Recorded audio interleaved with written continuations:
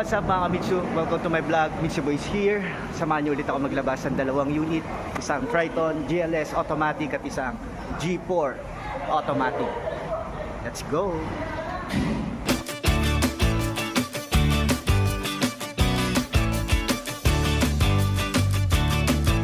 Mga Mitsu, samahan niyo akong puntahan itong mga kasisipag natin empleyado.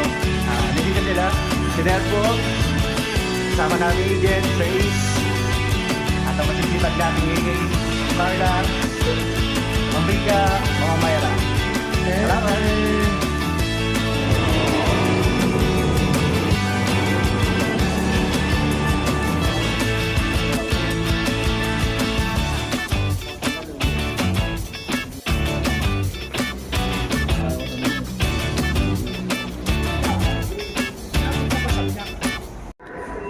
Hello. Gusto ko lang i-commend si Joel regarding sa transaction namin dito sa Mitsubishi Commonwealth Fairview or Gateway. Saglit lang kami nag-deal. Ang gusto ko sa kanya, lahat na minensyon ko sa kanya, ginawa niya. Lahat ng katamaran ko, tinulungan niya ako. Dahil sabi ko, sabi ko masyado madaming paperwork, pero lahat yung ginawa niya ng paraan. Very accommodating siya, so I can highly recommend it. Gusto niyo na Mitsubishi Automotive, and si Joel yun.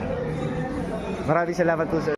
I had an amazing experience with Sir Joel from finish to start buying a new car, and it was a smooth transaction with him, and also he made the entire experience so smooth, so stress-free.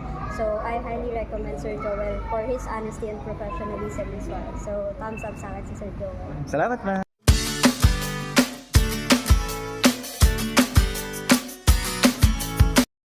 Yun, ginabil na naman tayo sa pag-release. Sobrang hirap mag-release ng dalawang unit sa isang araw. Sobrang hassle. Medyo malilito pa, but still, nakasurvive tayo. Shoutout nga pala doon sa mga kaibigan natin sa ibang agent.